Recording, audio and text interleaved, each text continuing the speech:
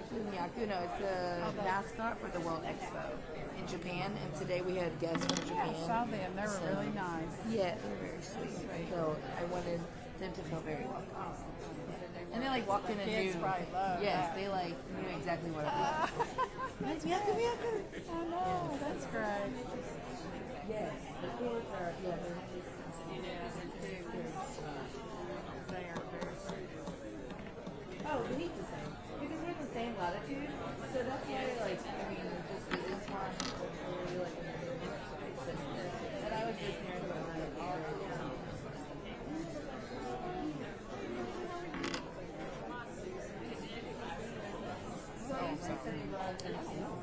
Is it okay? Are we getting?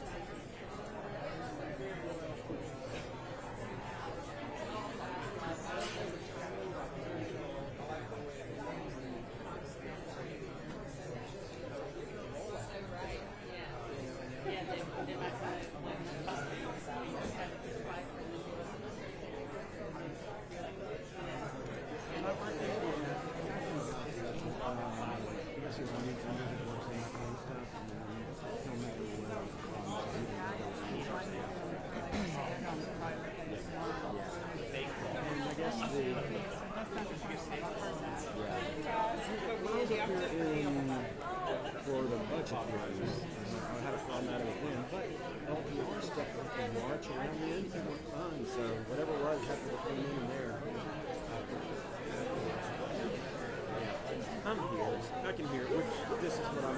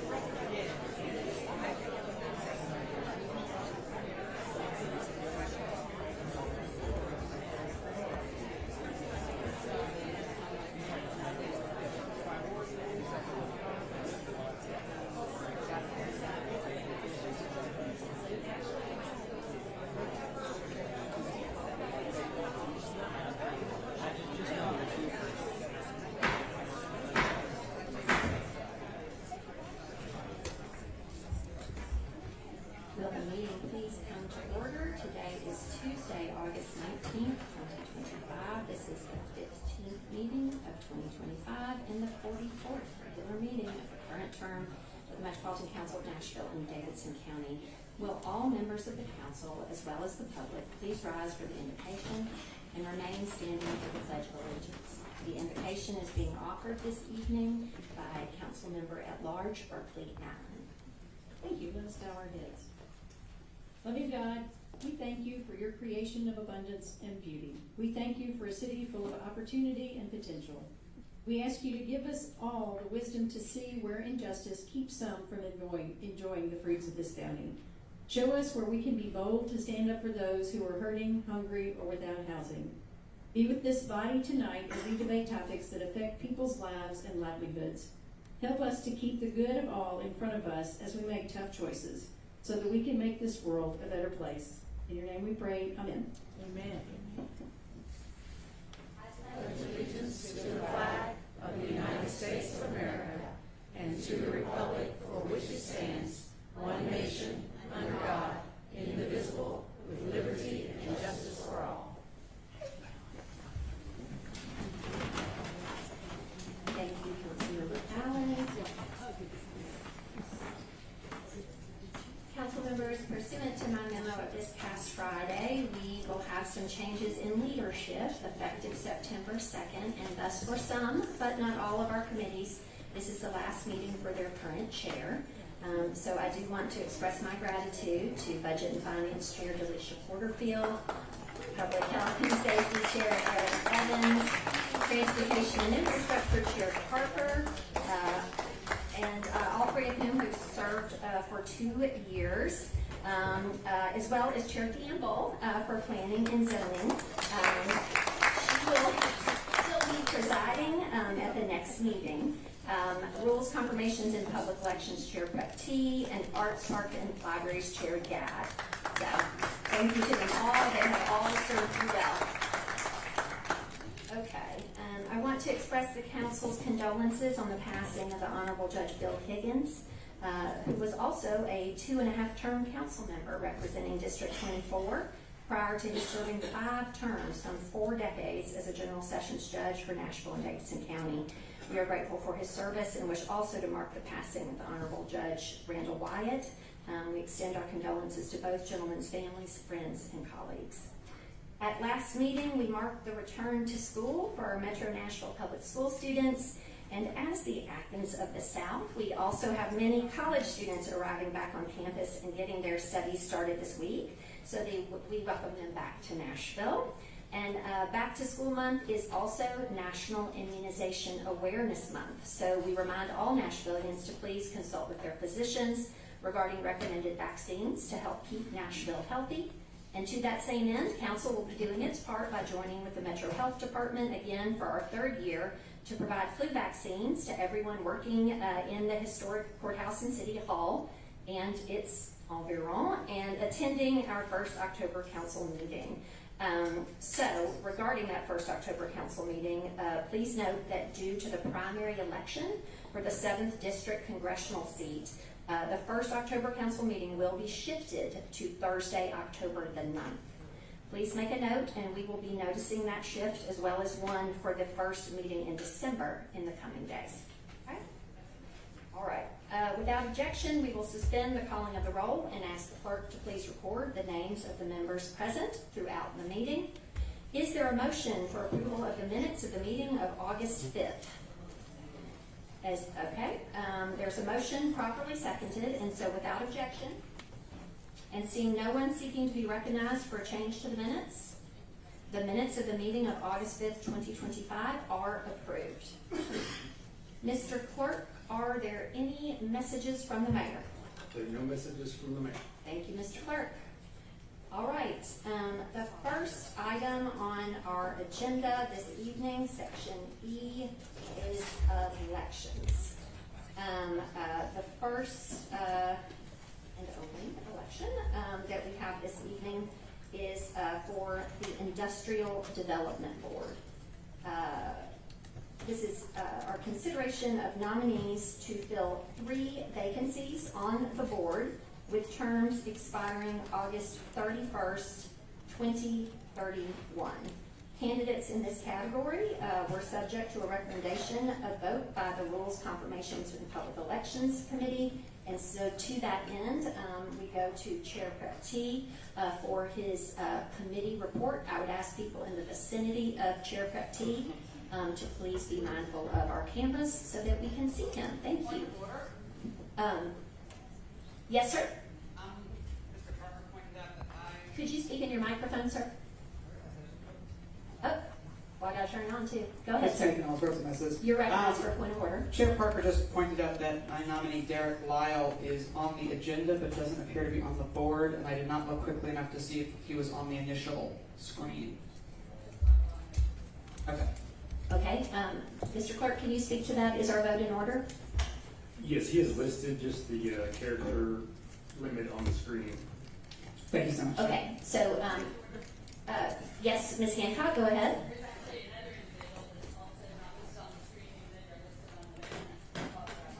Okay, I appreciate that for clarification. Mr. Prep T will be getting his report, which will include all 7 persons, and we will say for the clarity of the viewing public and members of the chamber that the depth of our screen is not presently allowing for the subsequent 2 of, so you're seeing 5, there's 2 more. Chair Prep T, could you give us a report on those 7 individuals, please, sir? Thank you, Madam Vice Mayor. With regard to the Honorable Nancy, with regard to the nominations of the Honorable Nancy Van Reese, Laura Yankee, Natalie Alvarez, David Weir, Tequila Johnson, Derek Lyle, and Bob Braswell, all 7 individuals received a vote of 7 in favor, 0 against, 0 not voting. All right, thank you, Mr. Prep T. All right, council members, for this vote, state law does not provide a specific vote threshold for this election, so election will be determined by a simple majority of those voting, okay? Abstentions do not count. Mr. Clerk's system accounts for the number of people voting and how to deduce a simple majority from among those folks, okay?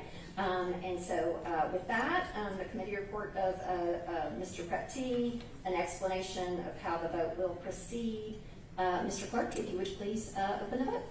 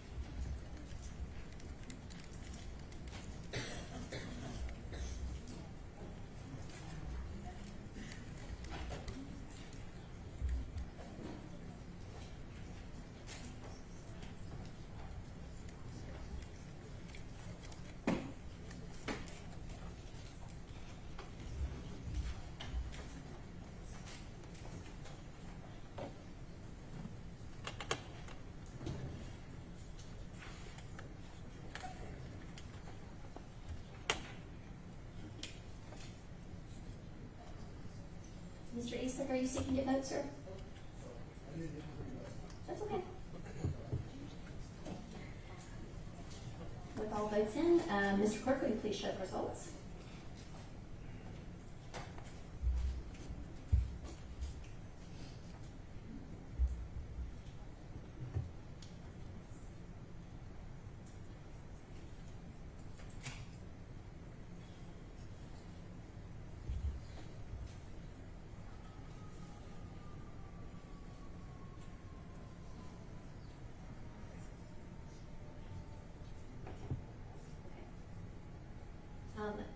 Colleagues, 18 is the simple majority threshold, okay, at this juncture based on the number of people voting. So thus far, and we will kind of hold collective applause till we have proceeded through the entirety of the vote, but so far, council has elected to the Industrial Development Board Tequila Johnson and Nancy Van Reese, okay? And so, yeah, that's fine, but we're going to wait till we get everybody filling these 3 vacancies, okay? And so with those folks having been elected, will be removed from this next vote. And so this time, you will be voting for one member, okay, at this time. Mr. Clerk, will you please load the vote?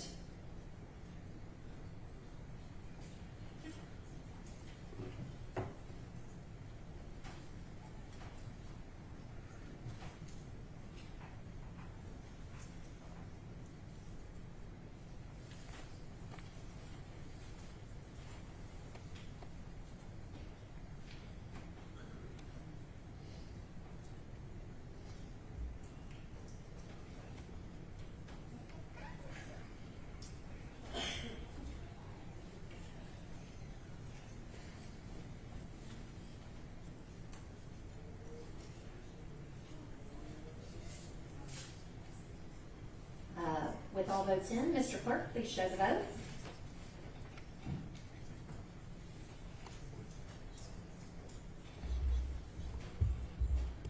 All right, so no one has received a majority at this juncture. And so we have to go a little bit into our rotation. And so for elections with multiple candidates to fill more than one vacancy, the first vote held includes all candidates for all available vacancies. Okay, and so after 2 rounds of voting, if no candidate receives the requisite number of votes, again, this is not yet, that pool of candidates will be cut to 2 candidates per open position, but I don't believe that is at this round. Ms. Darby, can you speak to that, please, on what happens on this next round with no one having received a majority at this juncture? Okay, special counsel, go ahead.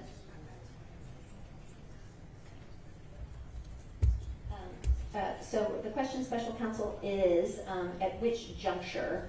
So I understand through our process, so if we kind of consider this round 2, right? Because for our subsequent vote, with 1 spot remaining, we had 5 candidates. No one received a majority.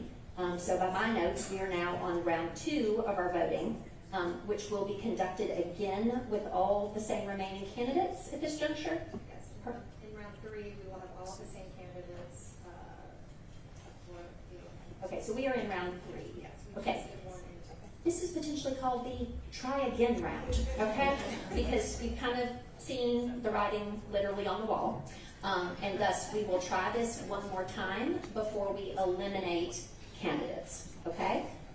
So the voting will proceed again with the same number of candidates. But after that, Ms. Darby will explain to us, we'll proceed by taking the lowest, or rather, we'll go ahead, Ms. If Darby. no one wins this particular round 3, then we will go into round 4 with the top 2 vote getters, and then vote getters, or people the top Vote 2 recipients. And have the election again, and try the election again. If no one wins in round 3, then we will take the top 2 candidates from that round into round 4. All right, we are on round 3. Is everyone clear on what's transpiring at this juncture? It is going to be similar to, or in fact, exactly the same as the vote that you just took. So again, we're going to try again, members having seen the results at this juncture. If we do not have a candidate receiving 18 votes at that time, then we will reduce to a vote between the top 2 vote recipients in round 4. Okay? Mr. Clerk, please load the vote and open the vote.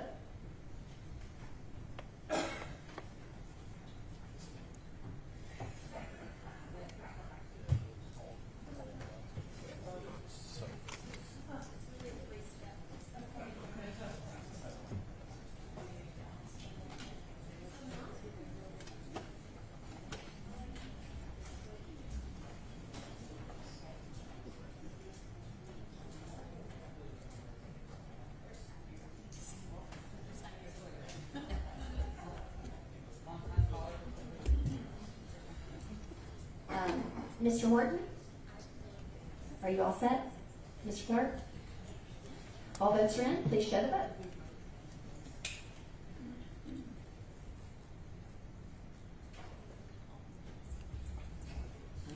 All right. Here we are at round 4, at which juncture, with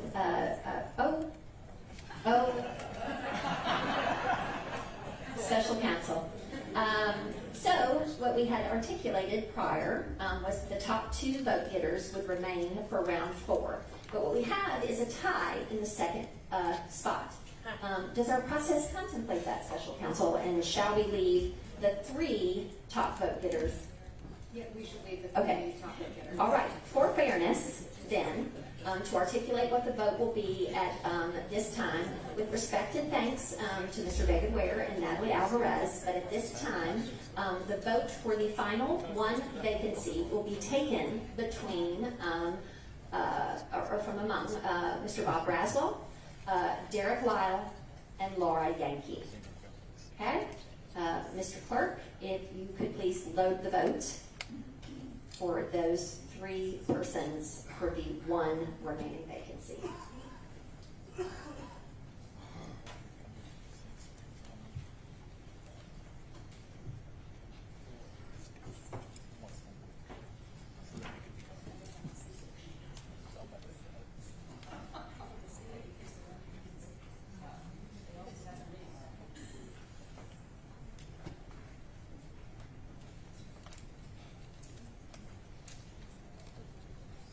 All votes are in. Mr. Clerk, please show the vote.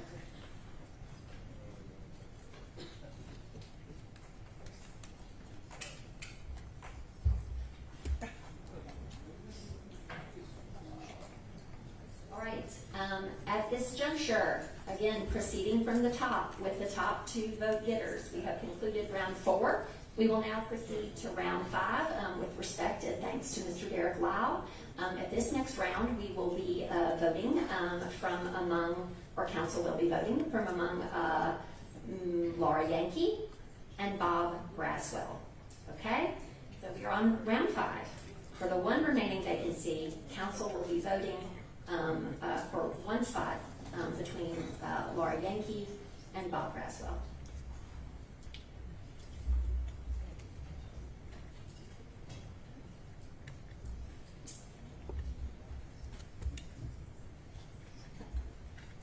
Again, it takes 18 votes to achieve the election.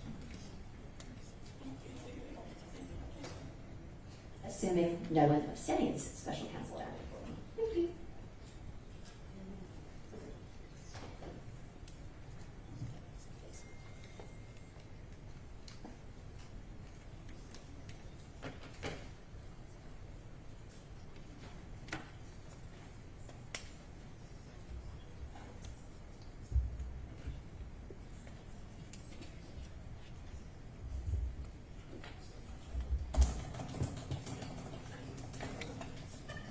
All votes are in.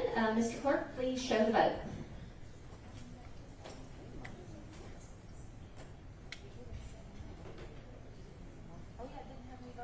Council has elected Laura Yankee. If all would please stand to be recognized. Council has elected to the IDB Ms. Laura Yankee, the Honorable Nancy Van Reese, and Tequila Johnson. Congratulations.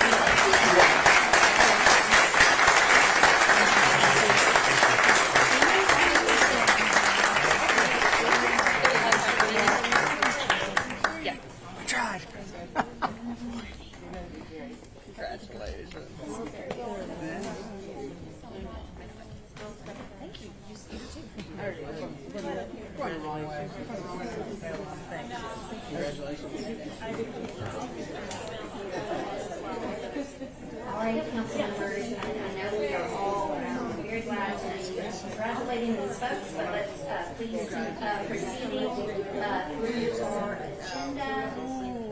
We are now on section F of appointees and nominees. This portion of the agenda shares all persons that were scheduled to appear before the Rules, Confirmations, and Public Elections Committee for an interview this evening.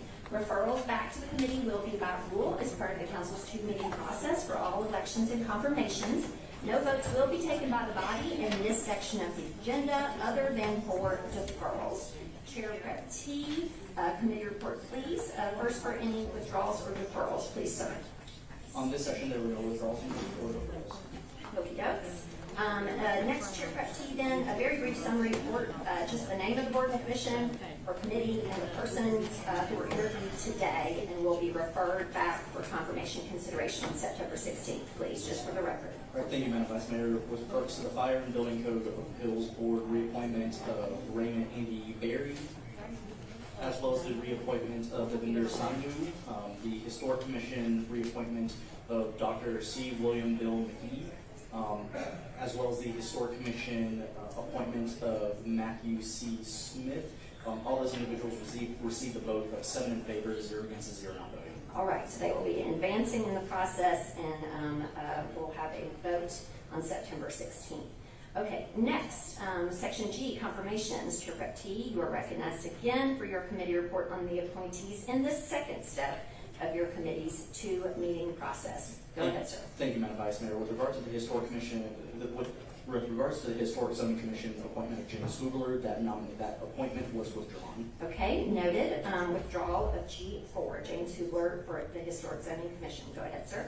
Thank you, Madam Vice Mayor. With regards to the Metro Action Commission reappointment to Tanya Byers, the Historic Commission appointment of Gary Kirk, the Historic Commission reappointment of Jane Landers, the Hospital Authority Board appointment of Reverend Shane Scott, the Human Relations Commission reappointment of Dr. Amy Crawford Charlton, the Nashville Entertainment Commission reappointment of Hazel Smith, the Stormwater Commission reappointment of Fiona Halter Abbott, as well as the Metro Transit Authority reappointment of Catherine Hayes. All of those individuals received a vote of 7 in favor, 0 against, 0 not voting, and with that, I move approval.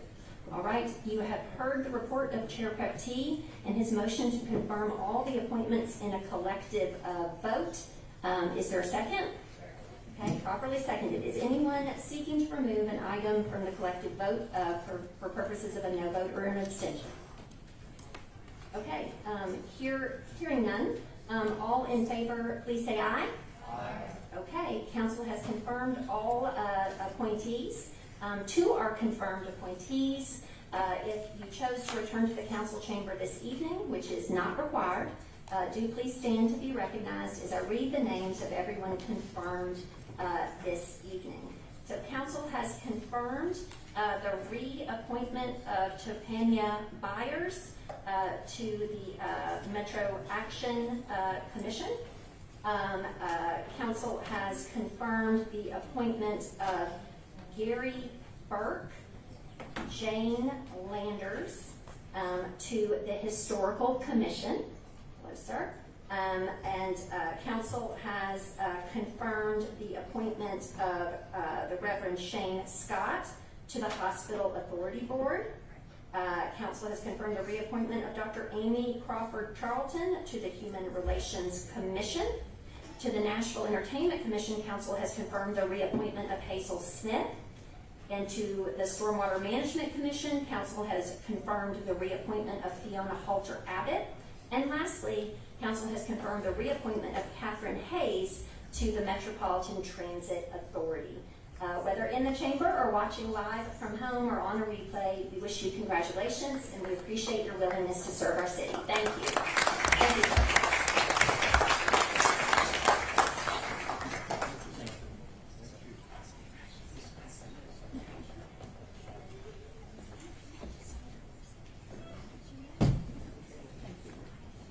Now we are moving into the very meaty nomination section of our agenda this evening, section H. First, item H1 regarding the Historical Commission. Council members will have received a memo regarding the vacancy on the Historical Commission on August 4th with a call for nominations.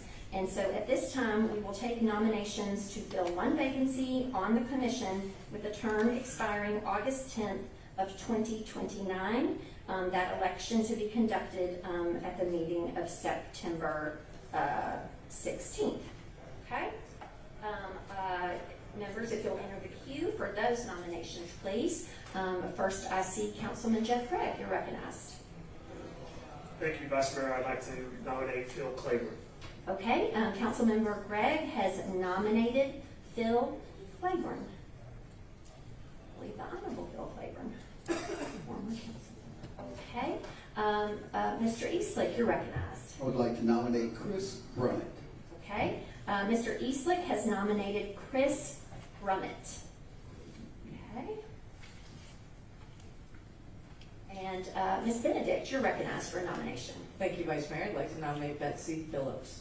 Okay, Council Member Benedict has nominated Betsy Phillips. Okay, again, Mr. Clark will be in touch with those nominators. I'm sorry. Okay, yep, I apologize. We've got more folks in the queue. Ms. Webb, you're recognized.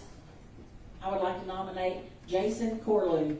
Okay, Ms. Webb has nominated Jason Corlew. Okay, Ms. Kimbrough, you're recognized for a nomination. I'd like to nominate William Kent, K-A-N-T-Z. Okay, Councilmember Kimbrough has nominated William Kent. Is any other member seeking to be recognized for a nomination to fill the one vacancy on the Historical Commission? Okay, seeing none, we will close those nominations. And again, Mr. Clerk will reach out to the nominators for additional details on their nominees. All right, next on our agenda, all these other nominations remaining this evening are for positions to be elected by the council at the meeting of September 2nd. Okay, council received a memo from me on July 18th, and I would ask that members seeking to nominate please just raise their hands as I call for each position moving through the agenda. Okay? All right. First, and I should have as well in my thanks and congratulations off the top, have thanked our current President Pro Tem, Ms. Sandra Sepulveda. So thank you, Ms. Sepulveda, for your service this year. So item H2 is nominations for President Pro Tempore for a term expiring August 31st of 2026. We're going to raise hands, Ms. Toombs, but that's fine. Ms. Hill, Chair, you're recognized. Oh, I'm sorry, go ahead. Thank you, Madam Vice Mayor. I want to nominate our LGBT Caucus Chair, Russ Bradford. Okay. Ms. Hill has nominated Councilmember Russ Bradford. Councilwoman Toombs, you're recognized for a nomination.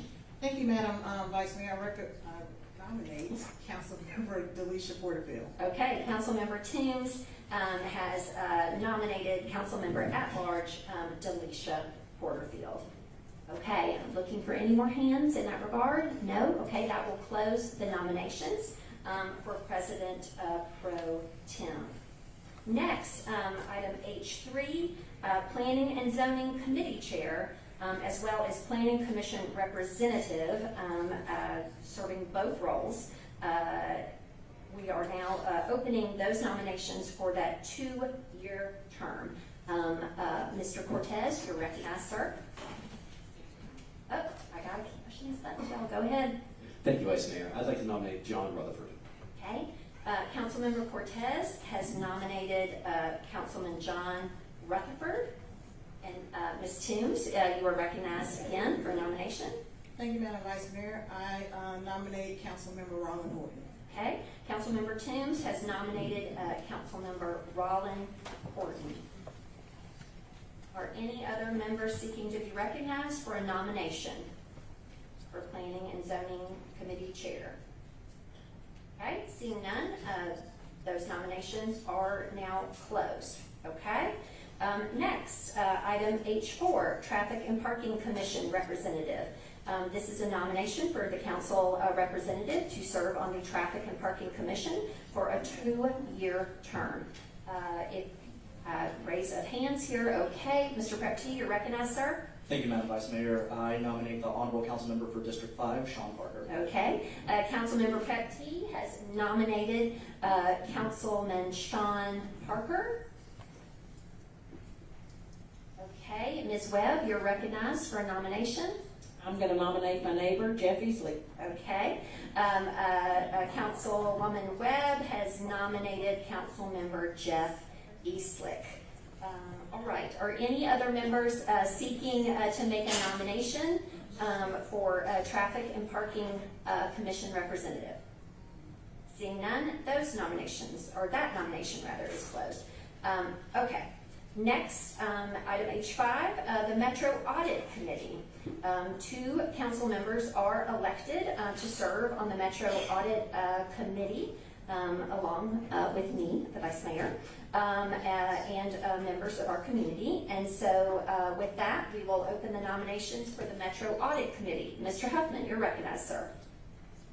Oh, I'm sorry, Mr. Huffman. Go ahead, sir. Thank you, Vice Mayor. I'd like to nominate Jason Spain. Okay. Councilmember Huffman has nominated Jason Spain. Ms. Swara, you are recognized for a nomination. Thank you, Vice Mayor. I'd like to nominate Alicia Porterfield. Okay. Councilmember at Large Sulfat Swara has nominated Councilmember at Large Delisha Porterfield. Okay. And Councilmember Allen, you're recognized. Thank you, Madam Vice Mayor. I'd like to nominate Courtney Johnston. Okay. Councilmember Allen has nominated Councilmember Courtney Johnston. Are any other council members? Okay, all right. Ms. Toombs, you are recognized for a nomination. Thank you, Madam Vice Mayor. I nominate Councilmember Joy Styles. Okay. Ms. Toombs has nominated Councilmember Joy Stiles. Okay. Ms. Hancock, you're recognized for a nomination. Thank you, Vice Mayor. I'd like to nominate my neighbor, Jennifer Conzuba.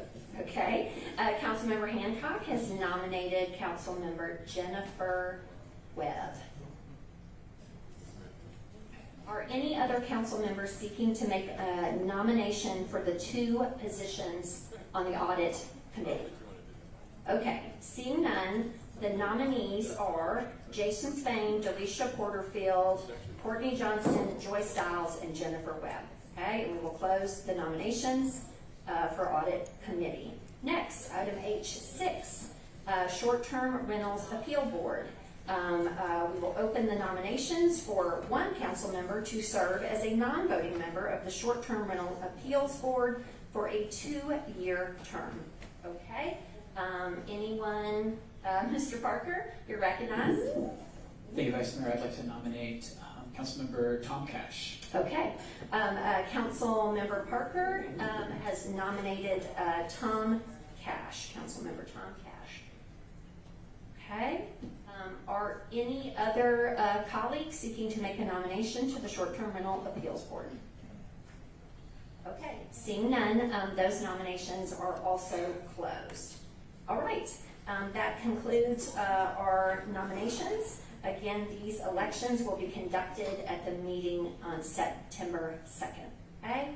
Please refer to that memo of July 18th regarding your letters to council and working with Special Counsel Darby to communicate your qualifications for these positions. Okay? That's to our nominees. All right. So now we are moving on to Section I of our agenda, public comment. Members of the public who are Tennessee residents wishing to speak during public comment may sign up at a table outside of the council chamber from 5 p.m. to 6 p.m. on the day of a council meeting. Public comment is limited to 20 minutes total at council meetings, and each speaker is allowed up to 2 minutes to speak. Requests for interpretation services should be directed to the council office prior to the meeting. To comply with state law, items on the agenda must be prioritized. Okay, items that are on this evening's agenda must be prioritized. All right. With that, I will go ahead and call first of several speakers so that we can kind of proceed along quickly. I will go ahead and call on down the list, and so if you would go ahead and sort of queue up in the vicinity of our main door there, please not blocking the door. First to speak is Gray Skinner on agenda items 79, 80, and 81 regarding the nation's UDO. Speaking in support. After Gray Skinner will be Woody Baum and Steve Ryder. If you would go ahead and come forward. Okay, Mr. Skinner, you are recognized, sir. Yep. Good evening, council members. Thank you for the opportunity. My name is Gray Skinner. I'm a native Nashvilleian. I'm speaking in support of Councilmember Horton's zoning proposal. I think that this has a huge impact on our city, and I think that Councilmember Horton's proposal is a step in the right direction. Affordability is a critical issue in our city. I first became personally aware of the housing affordability issue and what a burden it was placing on our teachers in the city through my own children and getting to know their teachers at a Metro Nashville public school. Getting to know them, I heard story after story of them not being able to live close to the school or even in the city. I think this is not sustainable for the growth of our city, and it's really important that our teachers are able to support our children and stay in the schools and have a strong retention in Metro schools. Councilmember Horton's plan takes a step in the right direction in addressing affordability. When I first met Rollin over 2 years ago in a professional context, the first thing that we talked about was housing. I want to commend his process. He's done an incredible job of building a coalition, talking to residents, hosting meetings, gathering input. It's really admirable what Councilmember Horton has done and everyone who has supported him. So I just want to say thank you for considering this proposal, and I think it is a needed step in the right direction for Nashville. Thank you. Thank you, Mr. Skinner. Next is Woody Baum, speaking on agenda items 79, 80, 81, collectively known as the nation's plan and UDO in support. Mr. Baum, you're recognized. Hi, good evening, council. My name is Woody Baum. I live on Kentucky Avenue in the Nations with my wife and 2 kids. I also work in the neighborhood, and I'm speaking in support of the plan. I first became familiar with the plan as a board member of the Nation's Neighborhood Association and co-chair of the Planning and Zoning Committee. Councilmember Horton introduced the plan nearly 2 years ago and has since held over a dozen meetings with the Neighborhood Association and different stakeholders. I want to point out that Councilman Horton, his election, he ran on a campaign promise of affordability and infrastructure improvements, and this plan does both of those things. 1,600 people voted for him to deliver on his campaign promises, and this is one of them. And as a council member, he's accountable to us, the constituents. I also want to point out that this has been an inclusive and thoughtful process throughout the entirety of the 2 years that he's been working on this. Feedback from both supporters and detractors have directly shaped the final proposal. Concerns about tree canopy, building height, and stormwater protections weren't ignored. They were incorporated into the final proposal. As a result, this plan better protects our trees, improves stormwater mitigation, and keeps building heights consistent with the neighborhood character. It's a balanced, thoughtful plan with broad community support and buy-in. It's an objective improvement over the status quo and offers something for everyone. Last, we started the meeting with a call to help those without housing. Today, the council has an opportunity to take a step in the right direction by supporting a plan that will take that will address that affordable housing crisis that we're facing in Nashville. I strongly urge for you to support this rezoning and vote yes. Thank you. Thank you. Mr. Ryder, as you come forward and subsequent folks coming forward, I do see that we have members of the press who have attached their own mics to our mic, but that does not mean you cannot lift the mic up closer to your voice so that we can hear you well, or pull it down, as the case may be for subsequent speakers. After Mr. Ryder will be Lauren Magley, Manning Hall, and Ben Vaught. So if you would please come forward and go ahead and line up. Mr. Ryder is speaking on agenda item 22. This is resolution 2025-1436. Go ahead, sir. Thank you, Madam Chair and members of the council. Earlier today, you heard various explanations, even yesterday, regarding what happened with DePaul USA and Office of Homeless Services. I want to tell you tonight that a previous finance director, based on allegations of misconduct and financial mismanagement, actually seized the assets and the accounts receivable, accounts payable of a department until they could clear up problems. Here we have an extraordinary problem. The finance director earlier today said there was a clear policy violation that took place. Clear, and believe me, it was egregious. It should have never happened. We're talking about $3.5 million here, and we're just going to say, oh, you guys go out there and you spend it how you see fit, I guess, because there's, it's a grand contract. So essentially, finance department isn't monitoring that. So what I'm asking is something really extraordinary.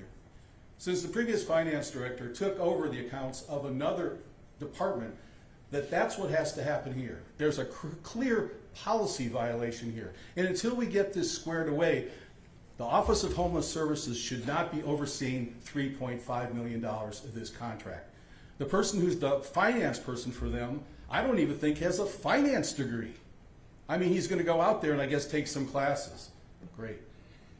So also this thing on D8 of the contract on media, we don't need to have that. This isn't a defense contract or anything. We just don't need that. It doesn't make any sense. It's time that you take responsibility and step up to the plate, and let's get some answers and get this straightened out as soon as possible. Thank you very much. Thank you, Mr. Ryder. Next is Lauren Magley. You're recognized. She is speaking on agenda items 79, 80, 81 in opposition. Go ahead. Thank you very much, Council, and thank you for listening tonight with an open mind. So the Nations, that is a neighborhood that we love deeply. If folks that are here tonight who love the Nations, if you guys could please stand up. We're here to show our support. We have 925 signatures and growing by the minute on our petition. 925 people in this community who are asking, who are begging council to please hear us. What we would like is for the UDO to align with the objectives that have been promised. A lot of these objectives of which we agree upon. Councilmember Horton has stated publicly and privately that he supports 2-story, 35-foot tall homes in the residential character areas. We agree. He has said that he supports gentle rezoning, a diversity of housing types, more residential capacity on the corridors, and walkability. We agree. All we are asking for is that the UDO actually reflects these items. Right now, the legislation as it's written, even with the amendments, does not reflect what has been promised to the community. Things that we agree on: a shared foundation, 4 units per lot, 2-story scale, growth that fits, growth that should promote walkability and livability. Preserve the vibes. The Nations is quirky and we like it. I call it the Wild Wild West. It's truly a melting pot of everything. And we want to continue to be able to build upon that. We agree, but there are some, adjustments that need to be made. We are asking for a deferral so that the UDO language can reflect what the talking points that Mr. Horton has promised this community. Thank you very much for listening. Thank you. Next will be Manning Hall, followed by Ben Vaught. If Chris Rimke and Rachel Gladstone would please also go ahead and come forward.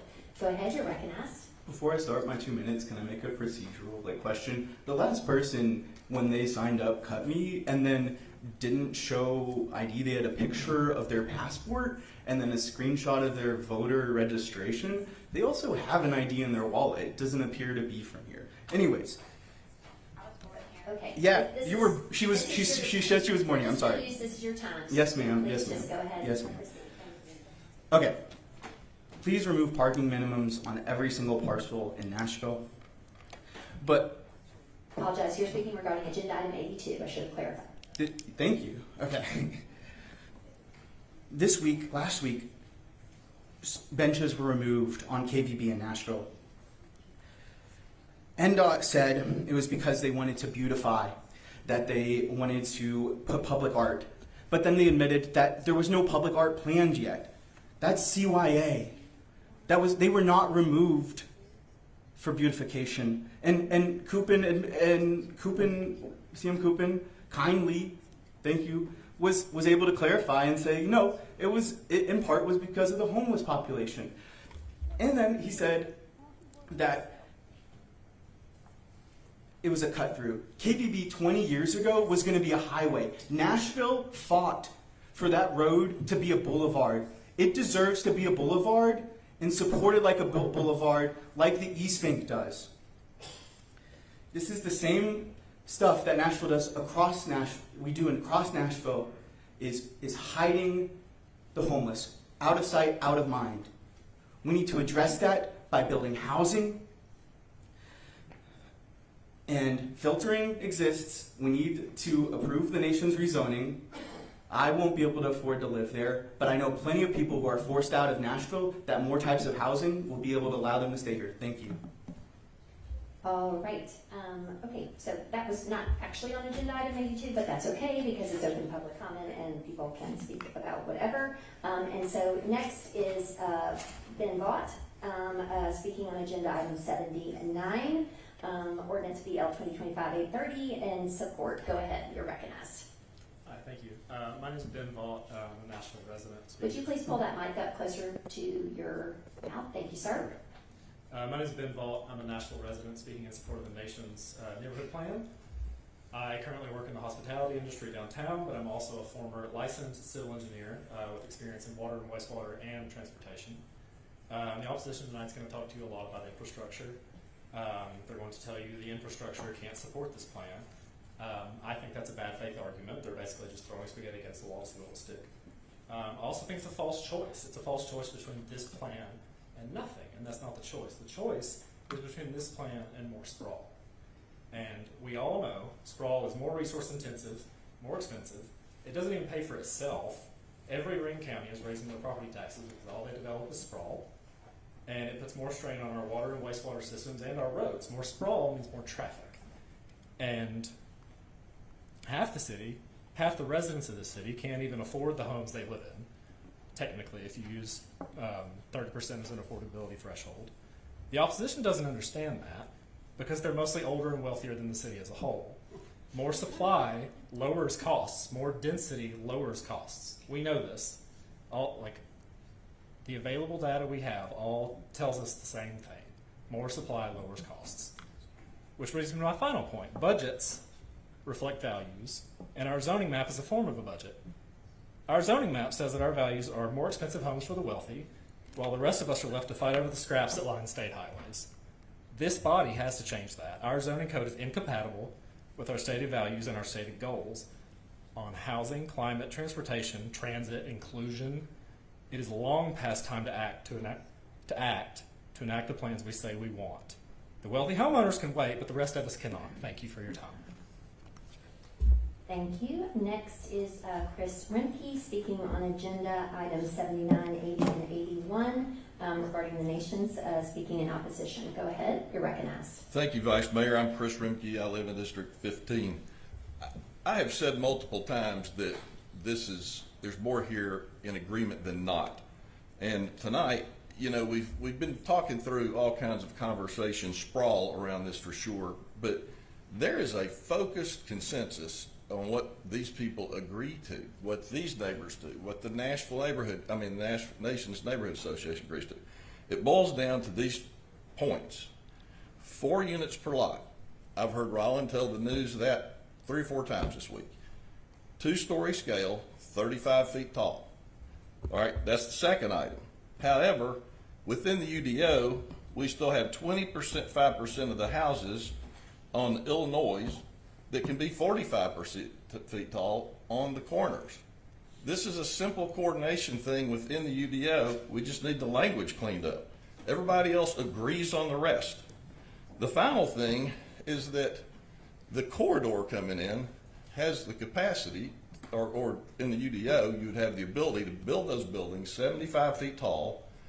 Some of them would be 60, probably predominantly, if you can build them that tall. What the neighborhood's saying, you guys have been doing a study and you're promoting the missing middle, and that's much taller than the missing middle.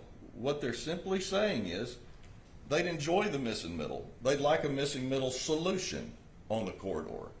So basically, all we have to do is align what has been the common goal between them.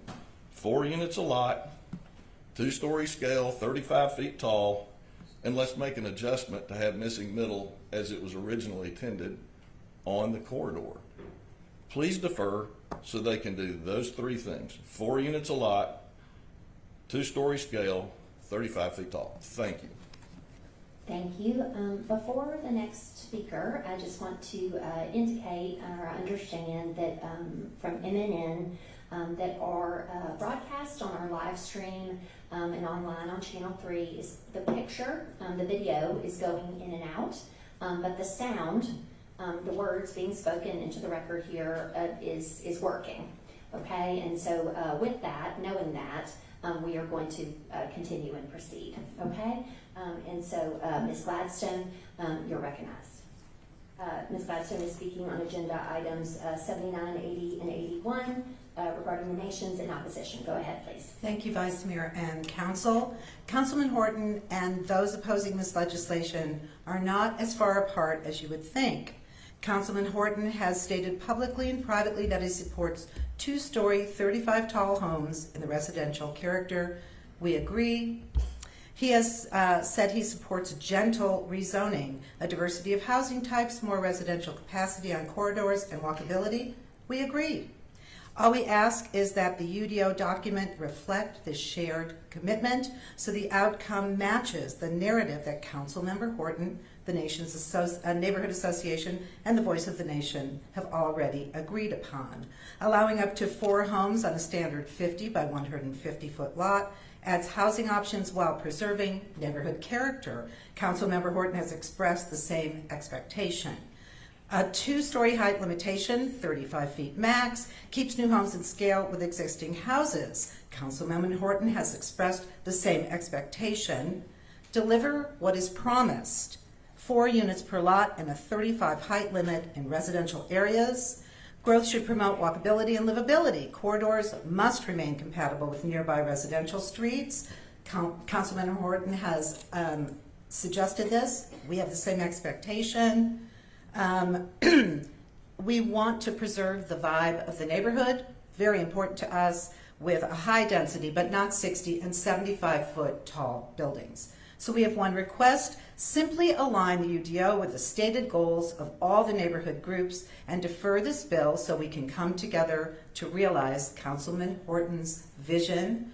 I would also like to say that I have lived in this neighborhood 23 years and I am not wealthy. I live on a fixed income.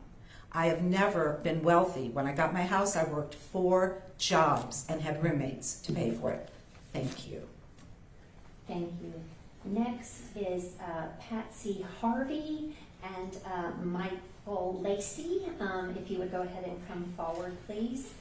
Ms. Harvey is speaking on agenda items 79, 80, and 81 regarding the nations in opposition. Go ahead, you're recognized. Yes, thank you for allowing me to speak tonight. I'm honored to be a voice for the nations. I do not live in the nations. I live in District 23. But I do think we are really getting close to agreement in many areas. As we talked about, and I went to a meeting on Sunday, Mr. Mr. Horton agreed to 4 units per lot, 2-story scale, which is 35 feet, growth that fits the neighborhood, and they have a great neighborhood. I've really, really enjoyed meeting so many great people over there, and I asked for you to defer so they can then work more together, because I think they're really very close, and that's what we're all about. Thank you. Thank you. Next is Michael Lacey. We're speaking regarding agenda item 22, resolution 2025-1436 in support. Go ahead, sir. I put support because I don't know what is the right way to talk about this. What I support is that we have contracts where we pay people, that we have process.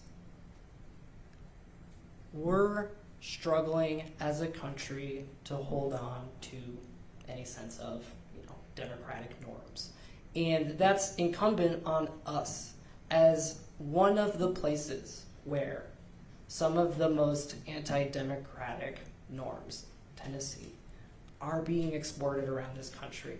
And if we, this alleged progressive blue dot in a red state, can't follow simple procedures and be transparent. And I want to bring up a couple things. Metro Nashville has refused to release in the past the names of vendors on transaction histories and is not clear on why they did that, though it has been stated by them in email that it was because it might have law enforcement on there that are confidential, and therefore we can't let the public know where money is going. I'm going to say something I think we all agree with. I love Austin Kyle. He's a great guy. But when I asked for a list of the laws passed by this body, I was given a price of $4,500 to see those. Before 1995, they're not online. I like Steve's comment. In the past, we have taken over the finances. I'm looking for who could take over the finances of this whole thing, because we are out of order. Thank you. That concludes public comment. That was our 10th speaker. There is not sufficient residual time from other speakers for another slot, so we will not be dipping into our wait list. And that concludes public comment.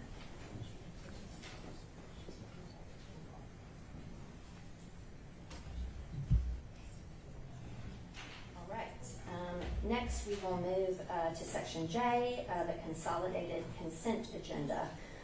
All resolutions and second and third reading ordinances on this agenda are included on the consent agenda if recommended for approval unanimously by all committees to which the item was referred. Items on the consent agenda will be voted on at a single time. The item number, along with the resolution and ordinance number of the items on the consent agenda, will be read aloud by me. Members of the council may remove any item from the consent agenda by request subsequent to my reading it before the consent agenda vote is taken. Okay? All right.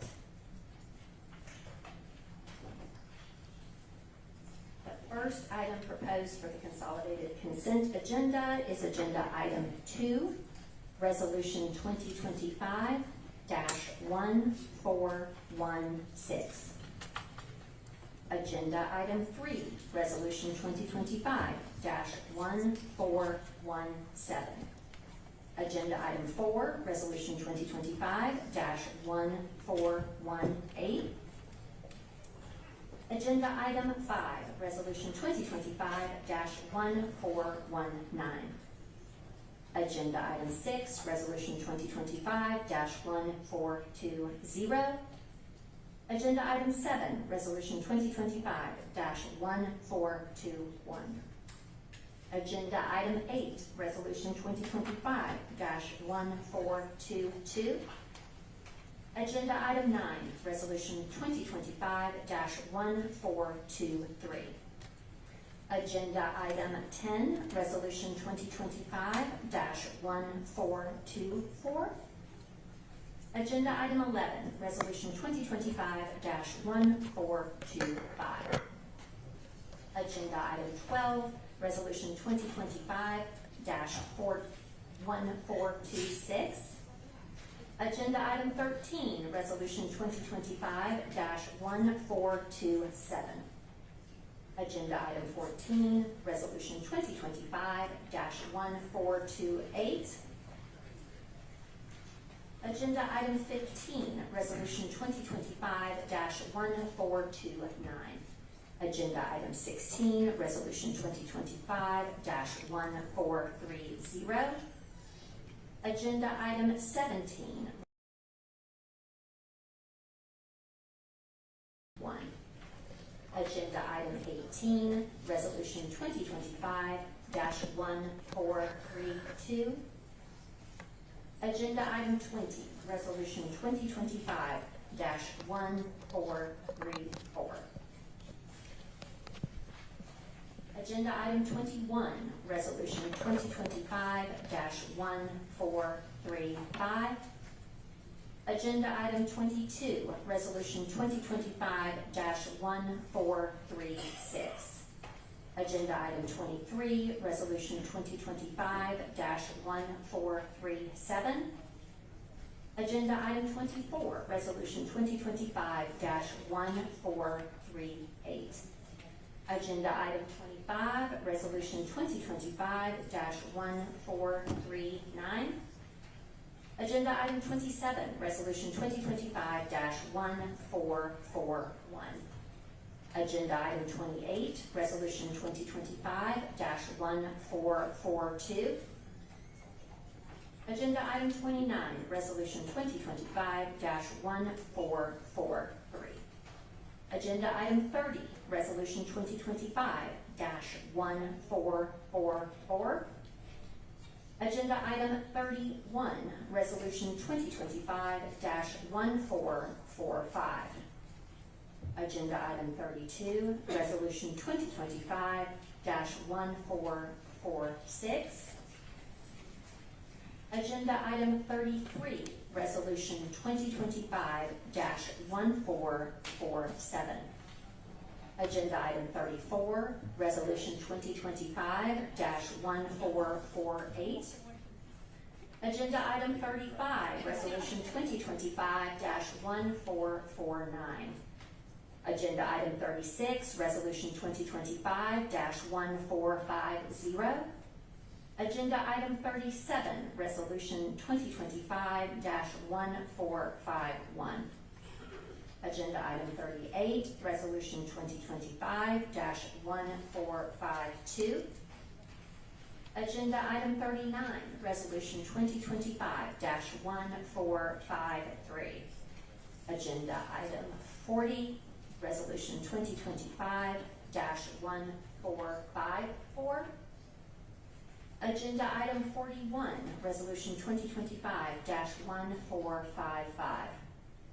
Agenda item 42, resolution 2025-1456.